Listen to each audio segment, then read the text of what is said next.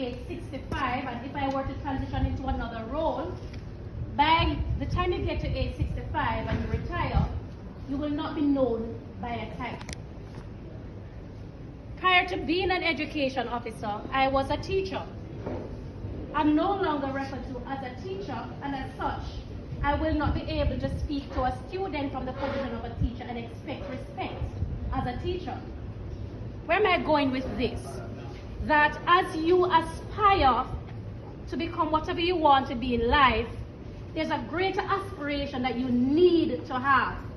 And that's the aspiration to have the spirit of excellence and good character. Because when everything else fails, the authority on which you stand will not be on the authority of the position that you hold in a ministry or in an organization. I'll share an example. I recall being, and I won't say specifically where, but I remember being in a particular office, and it was told that the boss, and I won't say which boss, was on his way. Mark you, he was late for the meeting because of prior engagement, and dispersed from the meeting, and they were in other places. And when it was told that this person was coming, everybody started to rush and tumbling over self. Now, that person no longer holds a position of authority. And if that person were to enter a room, the same response would not be given. Why? Because sometimes people respond to you based on the position that you hold. But when persons can respond to you because of the strength of your character, which means that whether you hold a position or not, when you step into a room, people want to listen to you. They want to speak with you because of the strength of your character. Then you know you have accomplished a lot. Now, young ladies and gentlemen, Mr. Abrams has been asking me for quite a while to come and speak with you. And for the most part, I've been busy because he mentioned that I have a job, I have a family, and it's always not easy to manage and balance all your responsibilities. But I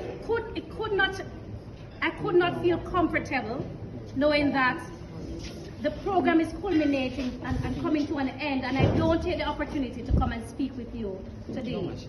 Did I prepare myself? Did I prepare a grand speech to come and share with you? No, I didn't. Time would not allow.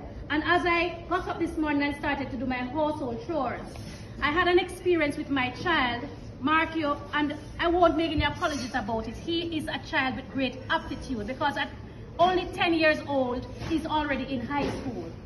But in high school, at Campion College, he is there, and Markio, Lord, you're videoing me, and he won't be pleased with this, but giving him space to be his own child and to get to a place where he understands life and manage himself and not be smothered by a mother, because if you put S before mother, you know that we smother, and it's a natural nature for us to smother because we know what is out there and would have lived a particular experience which we wish for our children not to have to live. Because I'll get back to what I was going to share earlier, but I'll pause to say to you that many persons think that, and it's a natural say, that we learn from experience. But as a child growing up, when I see the experience that persons went through, I said, I don't want to have to learn that hard way. There's a poem by Louise Benny that says, this is my little son, and if she carry her little son go to school, and she say, you don't have to beat him. If you beat the desk or you beat another boy, then he will listen. That was me as a child. I would rather not to be beaten, and I'd rather not to go through certain things to learn a lesson. So what did I do? I observed. So Mark, if you observe now in your own setting, at your own level, you will see students who make certain mistakes and you see the consequences of it. Do you have to make those mistakes to figure out what the consequences are? No, you don't have to. So therefore, I'm saying to you, as you go through life, look on others' experiences, learn from it. Some you will have to experience on your own, but there are some things you don't need to experience it to learn from it. So as a mother, I'm trying to now teach my child some of the things that I went through that's not necessary for you to go through if you only listen, look,